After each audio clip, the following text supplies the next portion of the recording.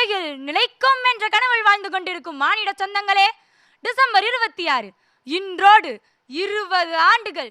நினைத்தாலே நெஞ்சை பதற வைக்கும் மாழை பேரலையின் ஆர்ப்பரிப்பை மறத்தல் தகுமோ? மனதை பறிகொடுத்து மணிக்கணக்காய் கால் நனைத்து விளையாடும் கடல் அலை அன்று பல்லாயிரக்கணக்கான உயிர்களை பறித்த கோர விளையாட்டை தான் மறக்க முடியுமோ?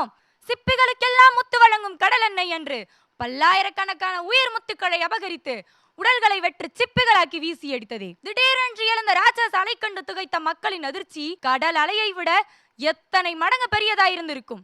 பணமும் பொருளும் மட்டுமல்ல, பல பல ஆசைகளையும் கனவுகளையும் களவாடி சென்றது. அதை தான் மறக்க முடியுமோ? மனிதனுக்கு எதை கற்றுத்தர இத்தனை கோரதாண்டவம்? மனிதா, உன் வாழ்க்கையில் எதுவும் நிரந்தரமில்லை. உன் ஆணவம், அதிகாரம், பணத்துமர் என்று எதுவும் என் விஸ்வரூபத்திற்கு முன் நிற்க முடியாது என்பதை உணர்த்த இயற்கை நடத்திய ஒத்திகை. 7 தலைமுறைக்கு என்று சொத்து சேர்ந்தவன் போய் சேர்ந்து விட்டான். எல்லாம் எனக்கே எனக்கே என்றவர் மறுநாள் சோத்துக்கு கையேந்து வைத்து விட்டது. இயற்கையை மிஞ்ச யார் உலர்?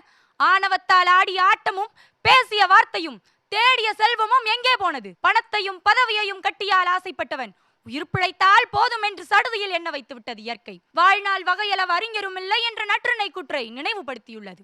நில்லாதவற்றை நிலையின என்றுணரும் புல்லறிவாண்மையை வாழும் நமக்கு நிலையாமையே நிரந்தரம் என்று கற்றுக் கொடுத்துள்ளது. ஆனாலும் மானிடா, நீ மாறினாயா? இல்லை 20 ஆண்டுகளில் என்னை மறந்து விட்டாயா? பதவி புகழ் என்று அலைகிறாயே, நீ தோற்ற இடத்தை உணர்ந்தாயா? உன் பாவத்தை போக்க என் புனிதத்தை கெடுக்காதே. அரைத்தை தலைக்க செய்ய பார்க்கடலை கலைந்த போது அமிர்தமாய் வெளிவந்த நான் தான் அறம் தவறிய செயல்களை செய்யும் பொழுது ஆழி பேரலையாக ஆர்ப்பரித்தேன். இயற்கையை மிஞ்சி விஞ்ஞானத்தை வளர்க்க நினைக்கிறாயே, என்னை மீறி உன்னால் ஒன்றும் செய்துவிட முடியாது. 6ஆம் அறிவு பகுத்துணர்ந்து தெளிவதற்குத்தானே தவிர அடக்கி ஆள்வதற்கல்ல என்பதனை உணர்ந்து இனிமேலாவது புல் நுனிமேல் நீர்போல் நிலையாமையை என்றெண்ணி இன்னினிய செய்க அரவினை என்ற நாளடியாரை வழித்தொடர்வோம். நீர்மேல் குமிழிக்காயம், இது நில்லாது போய்விடும் நீ அறிமாயம் என்பதனை உணர்ந்து செயல்படுவோம்.